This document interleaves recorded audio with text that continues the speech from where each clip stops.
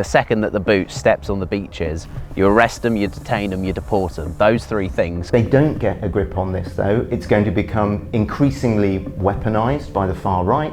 It's going to become increasingly weaponised by populist parties like Reform. The way that groups in our society are being attacked and blamed for everything, whether that's migrants or refugees or Muslims, I just think to not have a way out of that, I couldn't keep going. They're fed up at the fact that nothing seems to be able to stop these little rubber boats coming over packed with young men, majority. I mean, you see politicians say it's, women and children. I'm yet to see a boat full of women and children with one man on it. So really in this period from 2026 up to an election in 2029, you could see a battle to protect refugee protection itself. The small boats crisis is one of the most pressing issues in UK politics right now. And despite a retinue of prime ministers over the past 7 years, it seems that no one has been able to solve it. And with crossings continuing to rise under Labour, the question remains, how do we stop this? So I sat down with politicians and experts alike across the political divide to answer the question, how do we really stop the boats? I first sat down with Conservative councillor from Harrow, Matthew Goodwin Freeman, who has been vocal on this issue from the start. So I was dying to know, why do you think that the small boats crisis is such a big issue in the UK? It's a visual thing. So the small boats crisis is not the number one way that people are coming into the country illegally. You've got overstayers, people who don't have visas, things like that. But it's visual. These are people coming over on a boat, entering our country, breaking our border, landing on British soil. It is that visual element of it. And that's what I think people are so fed up of. They're fed up of the fact that nothing seems to be able to stop these little rubber boats coming over packed with young men, majority. I mean, you see politicians say it's, women and children. I'm yet to see a boat full of women and children with one man on it. So, yeah, it's visual. That's why. It's a visual thing. People are fed up of visually seeing their borders being broken. And people up and down the country are very angry about the fact that asylum seekers are being housed in hotels. Yeah. Why do you think that is? And do they even have a right to be angry? Well, it's because it's putting British people second. That's why, all of us look at our tax bills, we look at our paychecks, the bill's getting higher, the paycheck's getting smaller. We see the government putting everybody else ahead of the queue instead of us. When was the last time that the government paid for you to spend a night in a hotel for free? When was the last time that the government gave you fresh clothes, free money, give you stuff to be able to wander around the streets and spend as you like? It's ridiculous. People are fed up and angry of being constantly put second, constantly made to burden more responsibility for other people. I would like to see British people being put first. I think that's the consensus. We need to start changing the tide on this, literally. And that's why people are so angry. And we see it. We see the protests outside the hotels. We see the protests up and down the country. And just look at crime. Where there are asylum hotels, there is a spike in crime. We saw at the Bell Hotel in Epping, where a migrant was accused of sexually assaulting a teenage girl. There were protests afterwards. People called those protesters far right. It turned out that the guy had sexually assaulted a teenage girl, ended up in jail. This is the guy who then got let out by mistake, by the way. And people were proven right. People care about safety in their community. People have every right to be angry. And that's why I don't think the first thing we do is stick them into a hotel. Why is it important that we stop the boats? As I said, it's a visual thing. We've got to stop people coming into this country illegally. But also, it's a heck of a lot of money. It is millions of pounds every single day, billions every single year that we're spending on hotels, we're spending on housing. Now we're moving asylum seekers apparently into HMOs and things like that, all at the taxpayer's expense. It is billions of pounds that could be spent resurfacing roads, cleaning up fly tipping, cutting taxes, investing in the NHS, all these sorts of things. But no, we've got to spend them on people who have no right to be in this country, no right to make Britain their home. They haven't come here legally. Their first action was to break our borders and enter the country illegally. And as I say, I don't think a lot of them are refugees. I think a lot of them are economic migrants, because where are the women and girls? if they were genuine refugees, the women and girls would go first. That's our tradition, you know, women and girls first. Look at the Titanic. Many, many men died because they let the women and girls go first. Instead, you got boatloads of young men coming, and the women and girls are still back in the country that's apparently so unsafe that, you know, the men have to go first. It is ridiculous. It's all economic migrants. Matthew, when I was at the camps in Loon Plage, a lot of the asylum seekers that I spoke to had already had their asylum claim rejected from Germany. Jeez. But they were so confident that the UK would grant them asylum. Yeah. Why is it that we're seen as such a soft touch? I mean, that's that makes me so angry to hear. Firstly, these are people who've been rejected in another country and thinking, it's fine, I'll give it another try in Britain. That is not okay. I mean, firstly, brave of you to go to the migrant camps, because we've seen when other people have gone to them, they turn incredibly violent as soon as the cameras turn on. It's not a safe thing to do. It just goes to show what these people are. And the fact we are such a soft touch, we are. We approve virtually everybody who comes here. We take every single sob story. We seem to be the country that will just accept everyone else's problems. I do think logistically the problem is we are the end of the line. You know, we're the terminus. The only other place you want to go after Britain is you either end up in Ireland or you end up in Iceland. So I think we're the last bit of the line. I just find it really frustrating how soft we are. I've always said the second that boot steps onto the beach, they should be arrested, they should be detained, they should be deported. Those three things. And as soon as you start pumping that out on social media, I tell you, the boats will stop. Do you think that majority of these refugees are in fact refugees, or they're economic migrants? No, they are economic migrants. They are not refugees. As I said, where's the women and girls? Where are the children? Where are the people who are the most vulnerable coming first? Instead, we have boats and boats and boats of young, fit men coming to this country. What has been proven is as soon as they get here, those men then not only claim asylum, but say, can I bring my family with me? They're stuck there still. So that's what it is. It's the men go and make this journey across Africa, across the Middle East, across Europe, all the way through till they get to a country that will let them stay, and then say, now can I bring my family? If you were genuinely fleeing a war-torn country, you would go to the next neighbouring country that will take you in. You wouldn't trek all the way across Europe, across Africa, across the Middle East to the United Kingdom unless you had a vested interest in coming to this country for whatever reason. And that's the problem. We are seen as a soft touch. People are coming here to exploit us, to take our, soft approach, to give them free NHS, to give them the healthcare, to give them the right to stay here.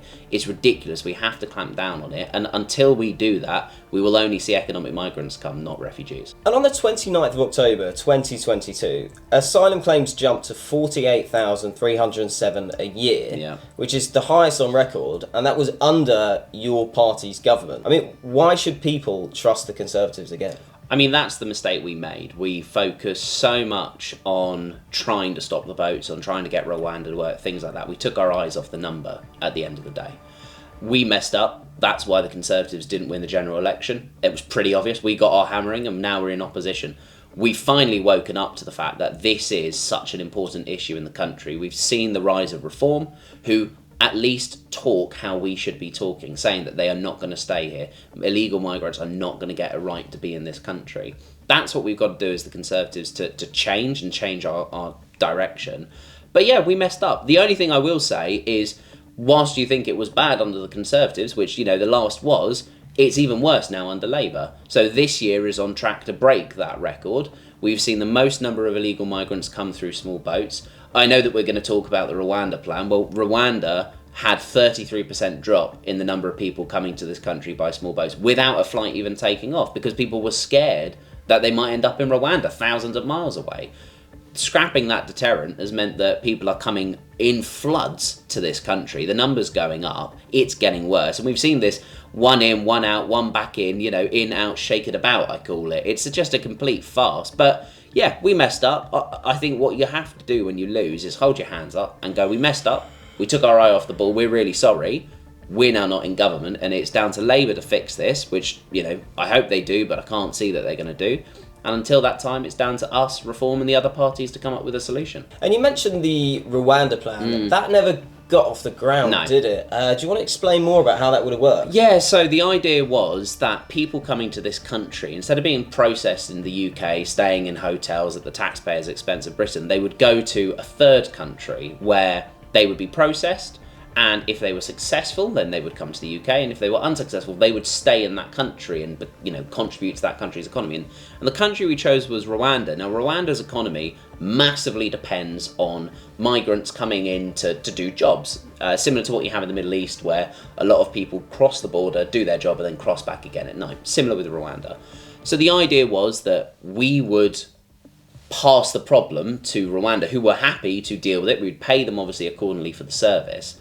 The issue was the European Court of Human Rights, all these different lovely judges that are always next to the phone at the middle of the night, were more than happy to block and block and block any flight, any claim, any process of that happening because Rwanda's human rights record. Now, that's up for debate, Rwanda's human rights record. Rwanda obviously say that they are improving things and they are making changes and the past is behind them, but it's down to the judges, I guess, to decide that, and unfortunately the judges take quite a lot of sympathy on illegal migrants.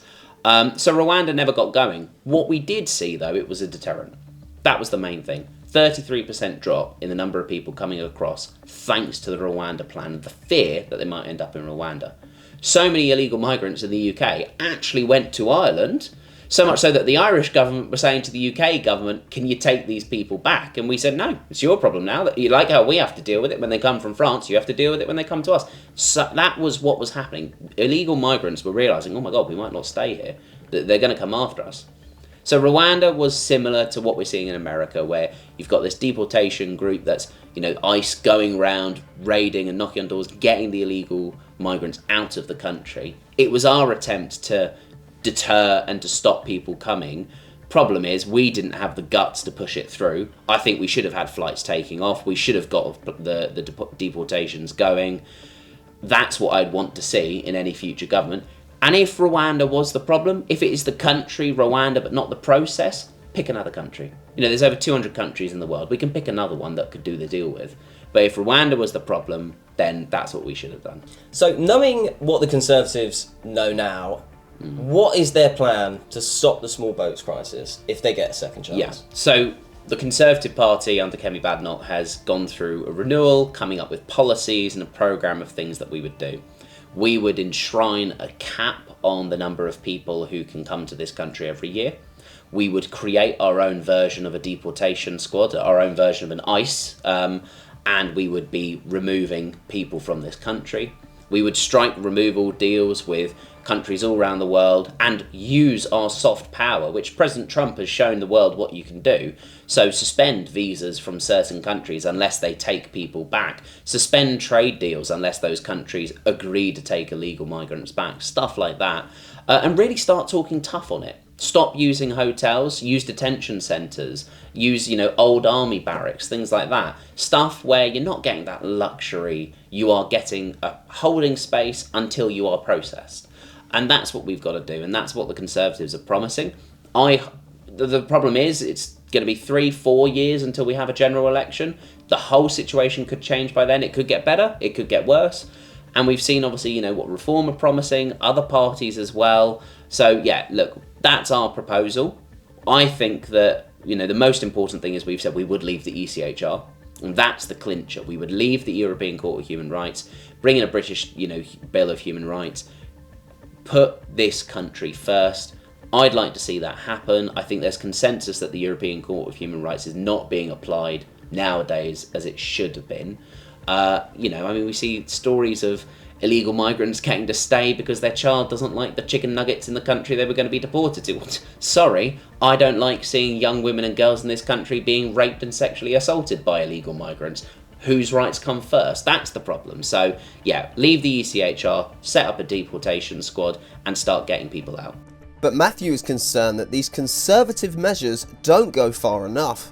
So I asked him if he was Prime Minister tomorrow, what would he do?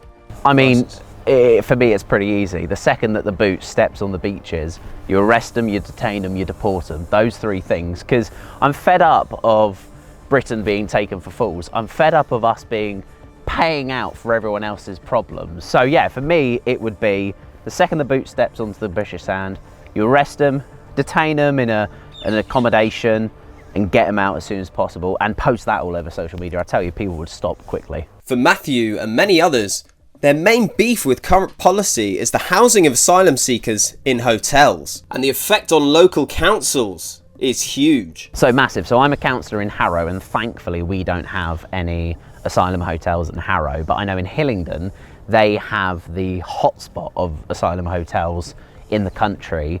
They are not being paid the money from the government that they should be being paid to be able to deal with asylum seekers, adding massive pressures on local councils. And the problem is, councils can't say no. The government enforces this on local councils. So, you know, it's a real problem in Hillingdon, it's a problem around the country in councils, and it adds so much more pressure that then we have to find and deal with, when what we want to be doing is resurfacing roads, doing new pavements, cleaning up fly tipping, stuff like that. But no, instead we've got to spend hard taxpayers' money on illegal immigrants. This anger has manifested in protests up and down the country outside asylum hotels. Why do you think that people are so pissed off about this? I mean, are they just racists? No, of course they're not. They're people who are genuinely concerned about safety in their communities. Let's not forget, the Epping Vale Hotel, that was about an illegal migrant accused of sexually assaulting a young girl, a teenage girl, and a young woman. He was convicted of the crime. He was arrested, he was jailed, let out of jail by mistake, and then deported. The fact is that the people protesting outside the hotel had every right to be. They were scared for safety in their community, and that's what they were protesting about. But instead, the left and the government saying, oh, it's far right, all this stuff. It's not far right, they are just right. They are protesting for safety on their streets.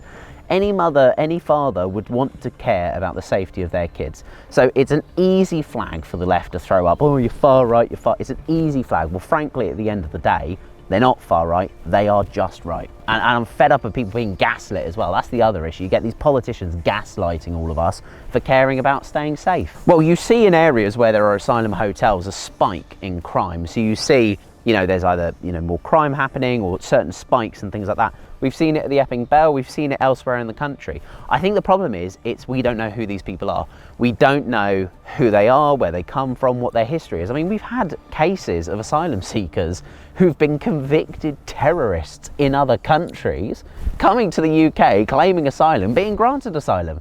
So that's the problem. National security wise, we have no idea who these people are, but hey, we'll put them down the street from you, we'll let them stay in a hotel. We won't make them stay in the hotel, they can wander free and do what they want. It's a disgrace. But there's another side to this debate, a side that's growing rapidly under the reins of their new leader, Zach Polanski. So I travelled up to Hale in Manchester to meet with Councillor Hannah Spencer, the Green Party's spokesperson for migration and refugee support, to find out what the progressives have up their sleeves to stop the boats. So Hannah, why do you think the small boats crisis is such a big issue in the UK?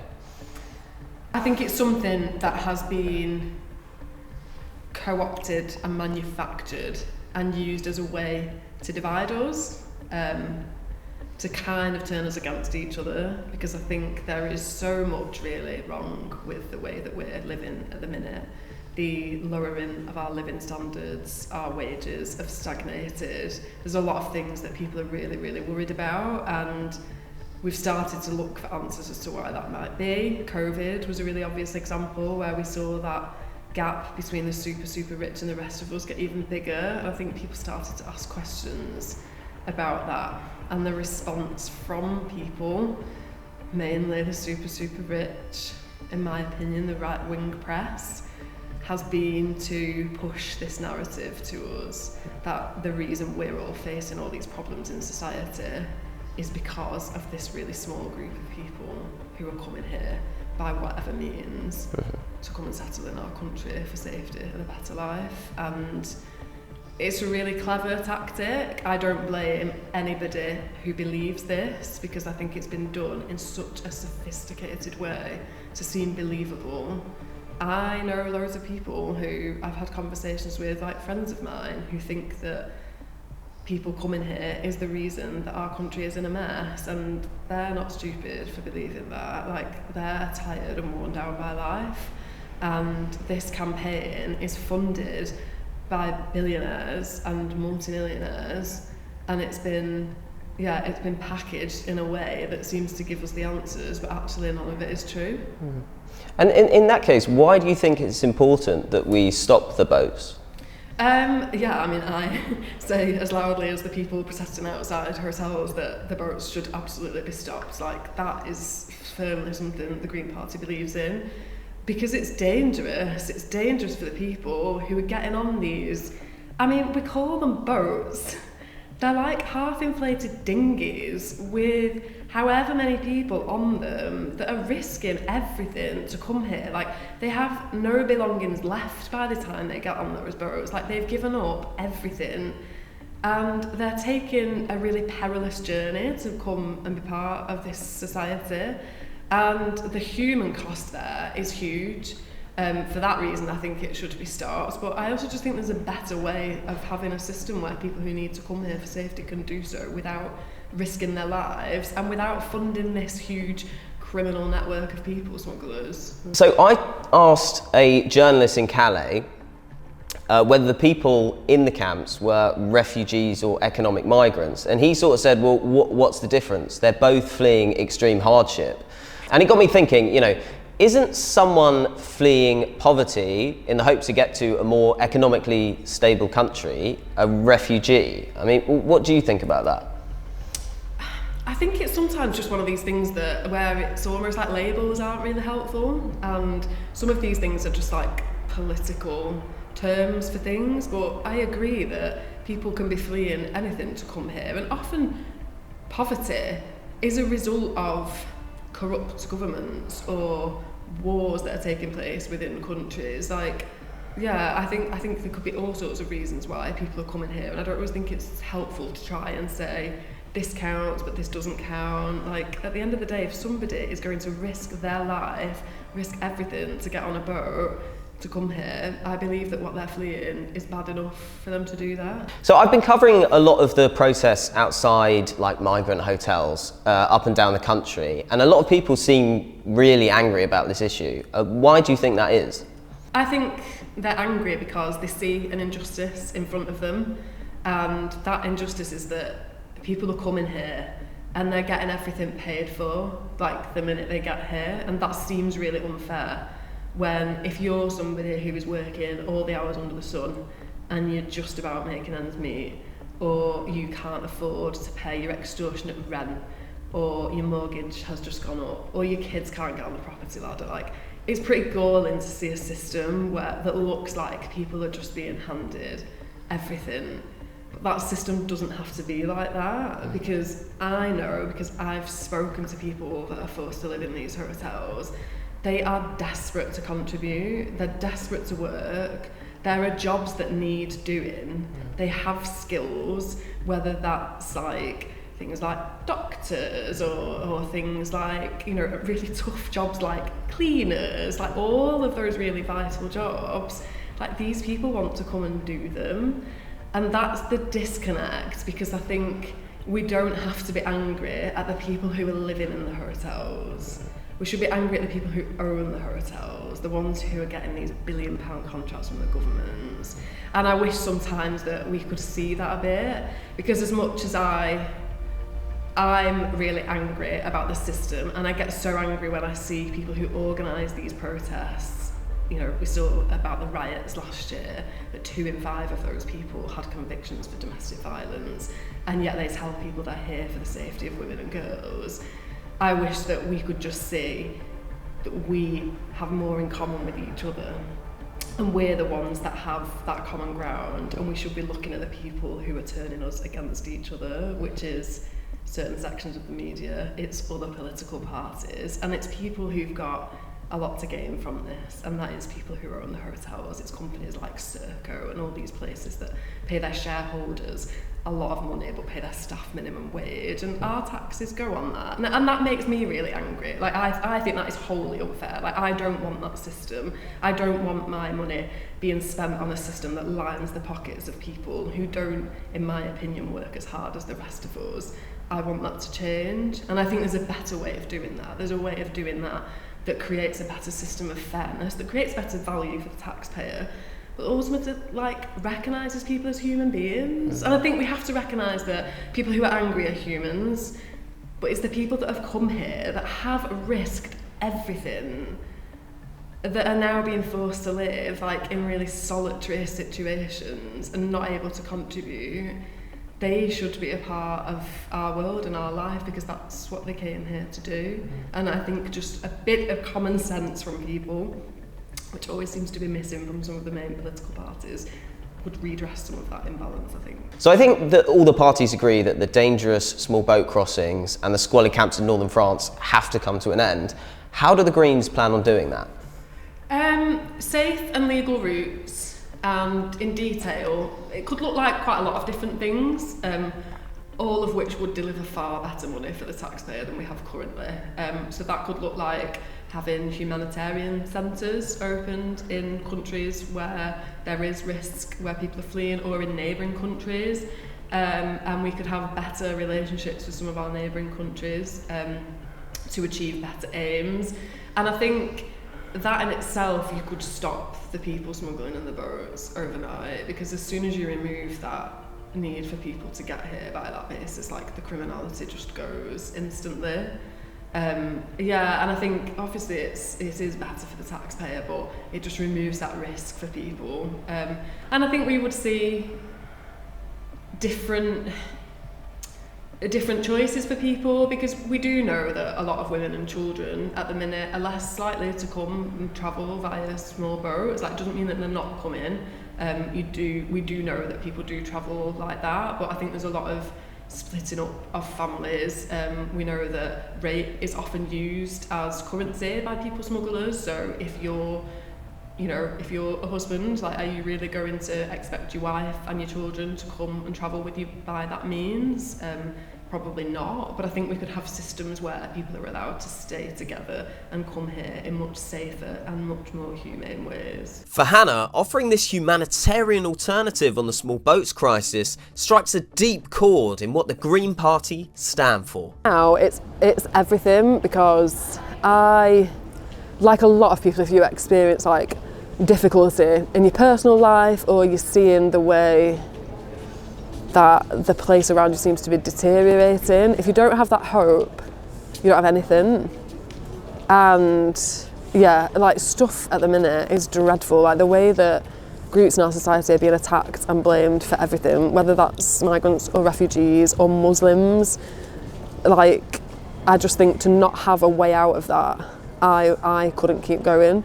And so it is that, it's that cheesy thing, but it is the thing. It's like, there's hope, and I'm like, if I just keep going at this, there's a way out of it, and it doesn't have to be the way that Reform or whoever it is are telling us it's going to be. Like, we can change it. And I couldn't let her go without asking her how she thinks Zach Polanski has managed to build so much momentum. What is it about Zach Polanski that makes him so popular at the moment? Like, why is he such a good leader of the Green Party? He is, yeah, I mean, it's all everyone wants to know, isn't it? He's everywhere. There was a day last week when he's in the paper and on Laura Koonsberg, and I was like, I can't get away from the guy. I mean, I love him. But he's just human, and I think he's so genuine. And I met him when he was the deputy leader, and he never struck me as somebody who's had these huge ambitions to be a leader. Like, some people, you can see that in them, and you'll see them crush anybody to get to where they want to go. And he's not like that. And he's just, like with me with the Greyhound thing, he was like, this is what you can do, how can I help? And I think that is what makes him such a decent and genuine person, and that is at his core. And I think other people see that, and the version that we all see of him on telly, where I think he does really come across as human, that's the version that you get in real life. Like, there's not two sides of him. Like, that is just who he is.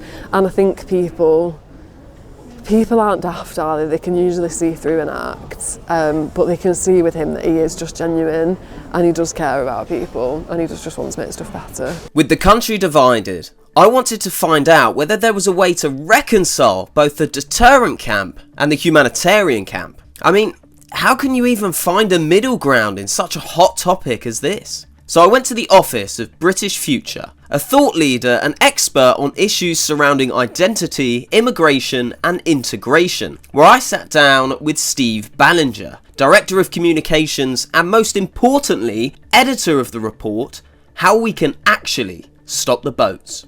Would you mind explaining a bit more about your organisation and what you do there? Yeah, sure. So I work for a think tank called British Future. We're independent and non-partisan, and we're interested in issues like immigration, integration, race and identity that can often seem quite polarised and divisive.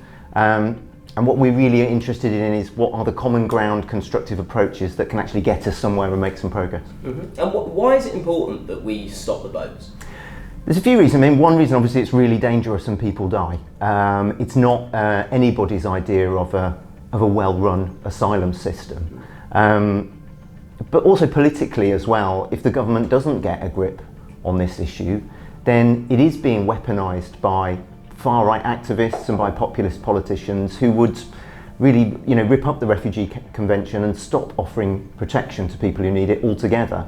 So it is quite an existential issue, really, and it's become symbolic, I think, for the public of immigration not being under full control, and that's driving up public anxiety. And we've seen that, there's been unrest on the streets. We've seen populist parties rising in the polls. So, from a political perspective, it's very important to the government they get a grip on it.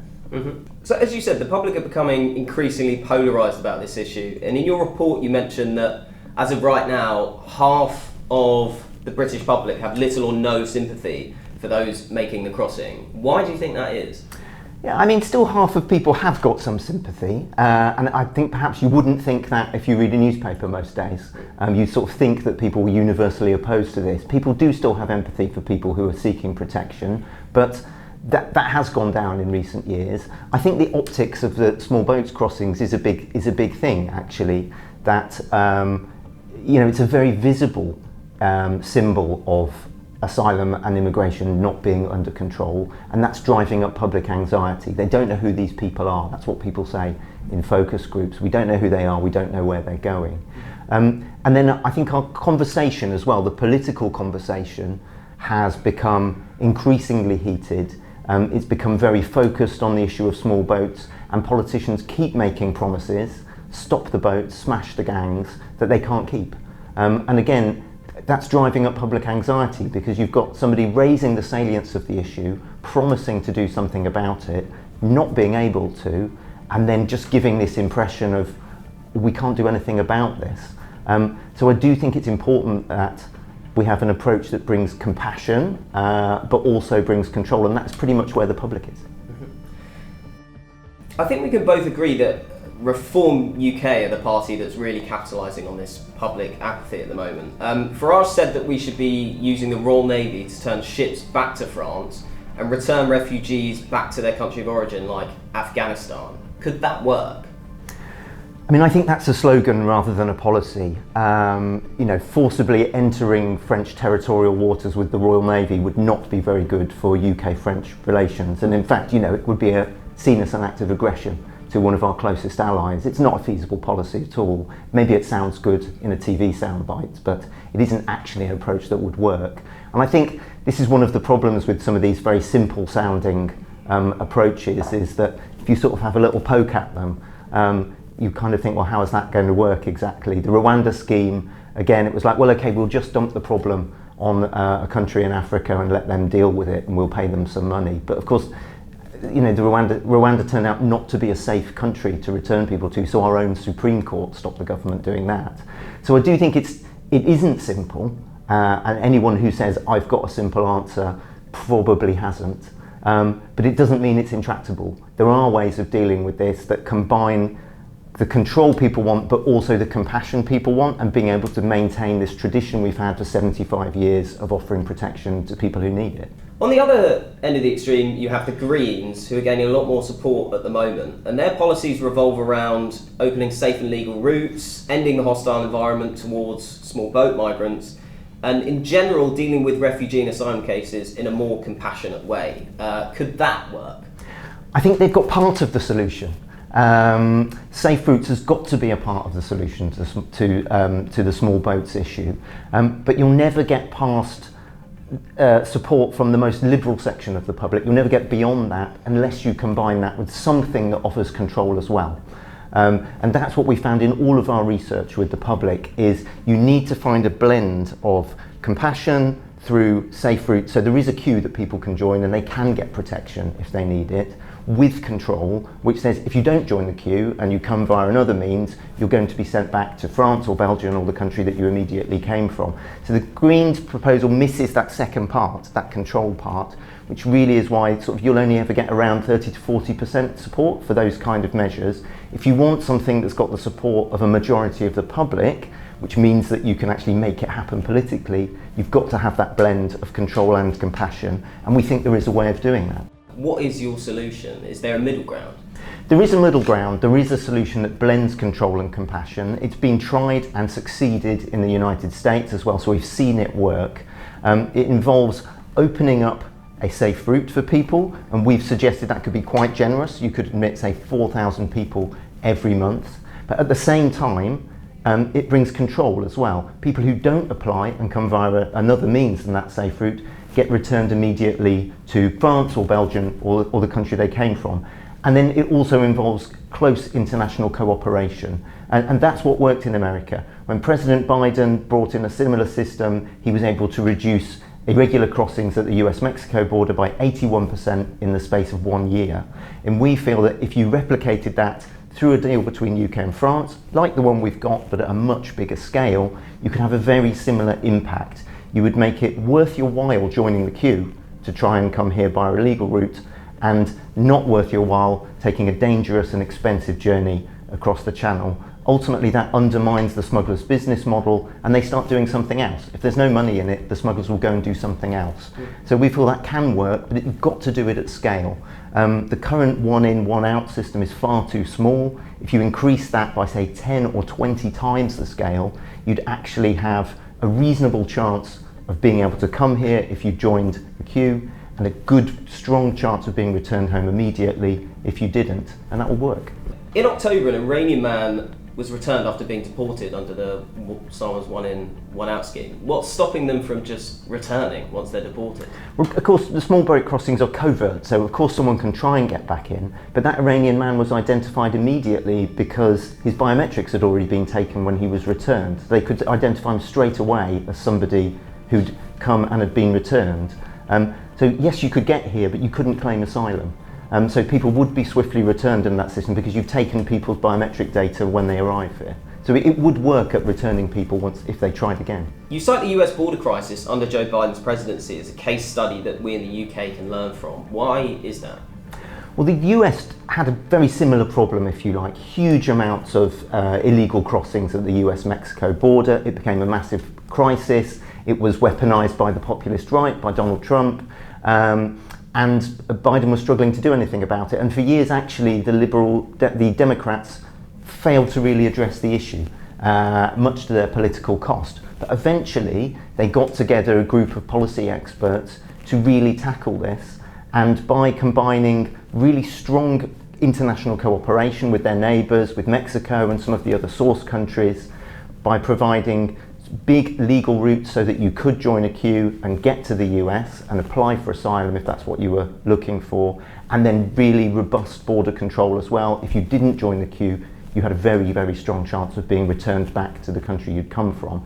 And that worked. That reduced those irregular crossings by 81% in the space of a year. And we think that's something that can be replicated here. And we worked with a man called Frank Shary, who was Kamala Harris's lead immigration advisor, to write the report, How We Can Actually Stop the Boats, that looks at how could you take that and put it in the UK, in a UK context. So we scale up the deal with France and get that returns system right so it's working, and actually do something about the crossings in the channel. It's weird because I was under the impression that illegal immigration skyrocketed under Biden. Am I wrong? Illegal immigration had gone up a lot under Joe Biden, and eventually, towards the end of his presidency, 2023 I think it was, they finally managed to crack it and do something about it. There's a lesson here for Keir Starmer actually. You can't just get the policy right, you've got to get the politics right as well. By the time the Biden administration did something about irregular migration, even though it worked, it was far too late. The Trump campaign had already been able to frame the debate about Biden's border crisis. Nobody believed them when they told them what they'd done with the numbers coming across the border, because it was too late. So you've got to get the politics and the communications right, as well as getting the policy right. So we went from a mix of humanitarian and deterrence policies under Biden to, I think it's safe to say, a very deterrent-focused migration policy under Trump in 2025. What has Trump's approach been, and have you found it successful? I mean, the approach from Donald Trump is a very different one to the one that the Biden administration was doing. It's one that's focused on control and cruelty rather than control and compassion. And under Donald Trump, they've pretty much stopped asylum and refugee protection and pretty much closed the border effectively. And of course, that's driven the numbers down. And they've combined it, of course, with a sort of program of immigration raids and raids on ethnic minority communities to take people back to other countries. It was popular at first, but actually what we're finding now in the United States is both in the courts and in the court of popular opinion, it's starting to fall apart. There's 58 cases now that have been upheld against the Trump administration and its immigration policies. So it's falling apart legally. But also, immigration used to be one of Trump's big issues with the public. He regularly polled over 50% with the public popularity. Now that's down to 35%, and more than 60% think that they're opposed to what Trump is doing on immigration. So I think people have seen through this approach, and the US isn't so different to the UK. You've got to get that blend right. People don't want cruelty. They do want to see some compassion to people who need protection, but you've got to bring control with it as well. So, what does the future look like for Britain if the government doesn't get a handle on this crisis? I think if the government does get the handle on this first, it's good news for them. You know, they can show that we came in, we pursued a different approach, we made deals with our closest neighbours, and we were able to reduce the number of people arriving in small boats. And actually, if they wanted to, if they really put their hearts to it, the government could end the use of asylum hotels before the next election as well. So if they get it right, they can tell a good story about how a party that believes in refugee protection and believes in the international order can get things done, versus the populists who say, let's just rip it up and go alone. If they don't get a grip on this, though, it's going to become increasingly weaponized by the far right. It's going to become increasingly weaponized by populist parties like Reform. They will be whipping the public up, so we might see more unrest on the streets. But ultimately, if the populists get into power, they would rip up the Refugee Convention after 75 years of protecting people and say we're not going to do that anymore, and we effectively might just back out of that system. So really, in this period from 2026 up to an election in 2029, you could see a battle to protect refugee protection itself.